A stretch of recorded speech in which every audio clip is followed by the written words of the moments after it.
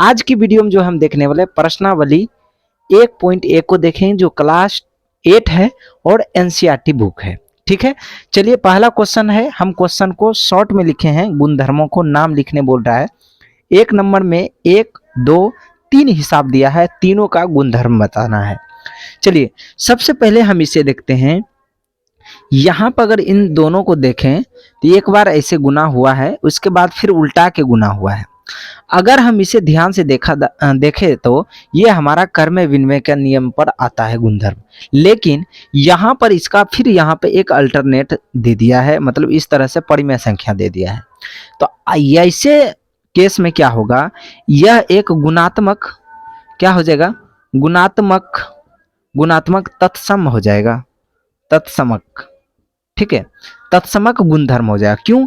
क्योंकि इसका है कि परिमेय संख्या के बदले जो है एक परिमेय संख्या ही यहाँ पर आ रहा है, तो ऐसे हिस्सा को हम क्या कहेंगे, गुणात्मक तत्समक। यहीं पर अगर जोड़ रहता है तो इसे हम कहते हैं योज तत्समक। ठीक है, उसके बाद अब यहाँ पाते हैं, यहाँ पर ध्यान से देखें, बराबर है, यहाँ पे ये हिस्सा को गुना करके यहाँ पर भी ये हिस्सा को गुना किया, मतलब कि अदल बदल देखे तो इसको वहां दे दिया, इसको यानी कि ये ऐसा है तो फिर इसको उल्टा के यहाँ पे दे दिया है, तो ये अदल बदल है जो हम चर्चा किए थे क्रम विनिमय। ठीक है, तो इसमें क्रम विनिमय में क्या होता है, ए गुना बी होता है और इसका फिर क्या करते हैं, बी गुना ए होता है। ऐसे गुणधर्म को हम क्या बोलते हैं, क्रम विनिमय, विनिमय। ठीक है, ऐसे गुणधर्म को हम क्या बोलते हैं, क्रम विनिमय।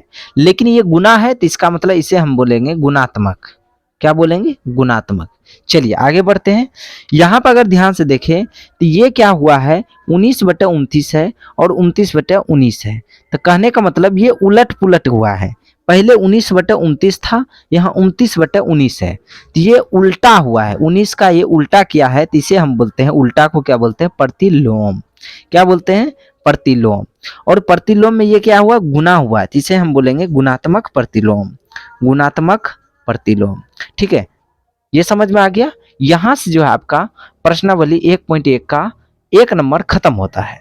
अब जो हम आते हैं कितना नंबर पे, 2 नंबर पे आते हैं और 2 नंबर को समझने का प्रयास करते हैं। इसको ब्रैकेट में दिया है 4/3 इस रूप में मतलब लिखा हुआ है। ये कौन सा गुणधर्म होगा, अगर हम इनका बात करें तो यह सहचारिता नियम पाएगा, सहचारिता। ठीक है, अब सहचारिता क्या होता है, सहचारिता गुणधर्म होता है a + b + c, या यहाँ पर गुना है तो हम यहाँ पे क्या देंगे, गुना देंगे। क्या देंगे, गुना।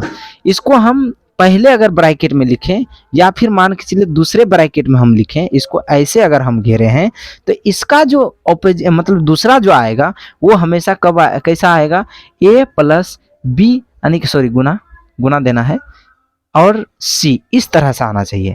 तो a Guna b Guna c, तो यहाँ पे देखते हैं a गुना ब्रैकेट के अंदर b गुना c, तो b गुना c है।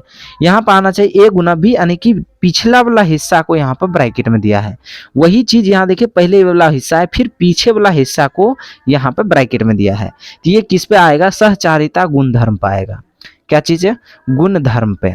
अब ये बात गुणधर्म तक ही नहीं है, ये गुना लगा हुआ है, तो इसीलिए हम इसे बोलेंगे गुणात्मक सहचारिता, गुणात्मक सहचारिता। इस तरह से हमारा प्रश्नावली 1.1 क्लास 8 का एनसीईआरटी बुक का है ये चैप्टर खत्म होता है। अब आते हैं क्लास यानी कि अध्याय 2 में। ठीक है।